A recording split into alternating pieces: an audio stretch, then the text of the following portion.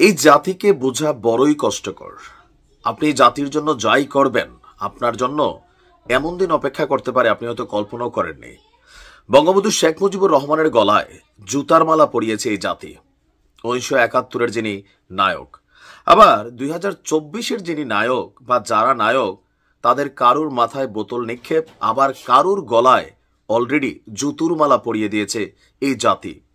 শেখ হাসিনার ছবিতে ডাস্টবিন বানিয়ে আমরা যখন ময়লা নিক্ষেপ করতে দেখেছি, অপরদিকে মাহফুজের ছবি দিয়ে ডাস্টবিন বানিয়েও সেখানেও ময়লা নিক্ষেপ করতে দেখেছি।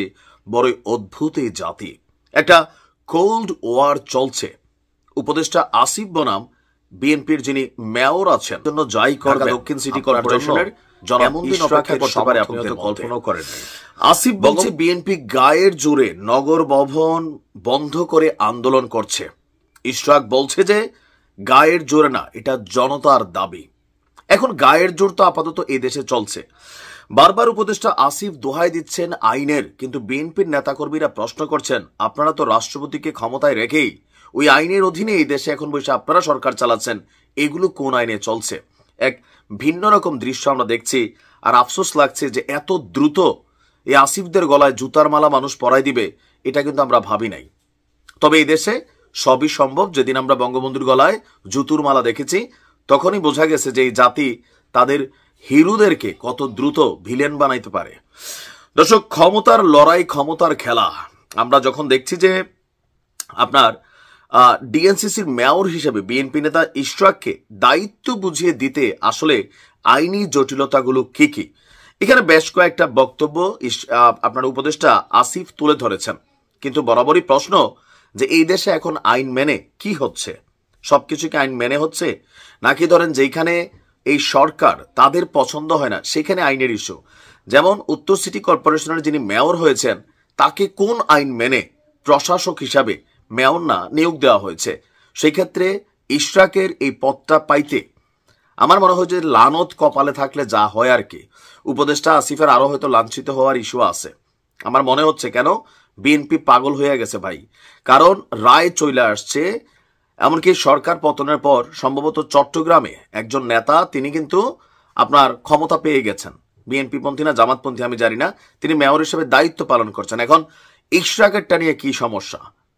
সমস্যাটা আসলে আমরাও বুঝছি না। তবে সমস্যা তুলে ধরেছেন উপদেষ্টা আসিফ মাহমুদ। তিনি বলছেন যে আরজি সংশোধন অবৈধ মর্মে হাইকোর্টের রায় ভায়োলেট করে নির্বাচন কমিশন ট্রাইব্যুনাল এই রায় প্রদান করেছে। দ্বিতীয়ত, নির্বাচন কমিশন শুনানিতে অংশগ্রহণ না করায় একপাক্ষিক রায় হয়েছে। পরবর্তীতে আপিল কমিশনেও তারা এখানে কোনো কিছু আবেদন করেনি।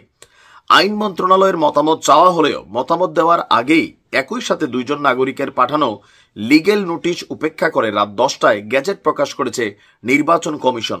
কোন সেই দুইজন নাগরিক যাদের খাইয়া না খাইয়া কাম নাই যে ইশরাকের শপথ না পড়ানোর জন্য তারা লিগেল নোটিশ পাঠায়? এগুলো আমরা বুঝি। চতুর্থত, উক্ত মামলা স্থানীয় সরকার বিভাগ পক্ষভুক্ত ছিল না। এবং ভাই এখানে বহুত আইন টাইন দেখানো হয়েছে। এখন সর্বশেষ আমরা দেখছি যে এই সিটি কর্পোরেশন ইস্যুতে আপনার বিএনপির পক্ষ থেকে যেই কঠিন ঘোষণা দেওয়া হয়েছে, ইশরাক বলছে তো মরবে নয়তো সেইখানে থাকবে। বুঝতে পারছেন?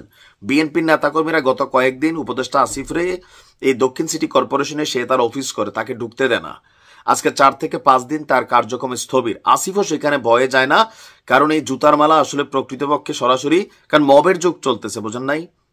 মমতাজ গ্রেপ্তার হয়েছে, কিন্তু মমতাজের বাড়িঘর মব জাস্টিস করে ভাঙা দেওয়া হচ্ছে।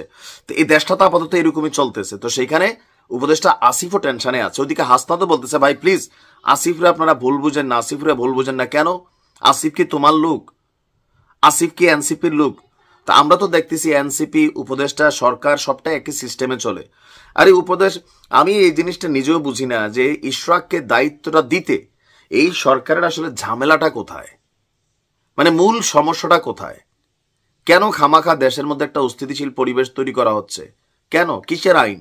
দেশে আইন আছে যত আইন, খালি বিএনপির বেলায়, আওয়ামী লীগের বেলায়, জামাতের বেলায় এত আইন নাই কেন? এগুলা করতে গিয়ে ওই যে মান সম্মান আজকে জুতার মালা গলায় উঠছে, আবার এটা প্রকৃতপক্ষে সরাসরি দিয়েও ফেলতে পারে। তবে বিএনপির নেতাকর্মীদের এই ধরনের কাজকর্ম আসলে ঠিক না। তো ঠিক না বললে কি লাভ হবে? বঙ্গবন্ধুর গলায় জুতার মালা দিয়ে দিছে ভাই দেশের মানুষ, তো সেইখানে এগুলা হয়তো সময়ের অপেক্ষা।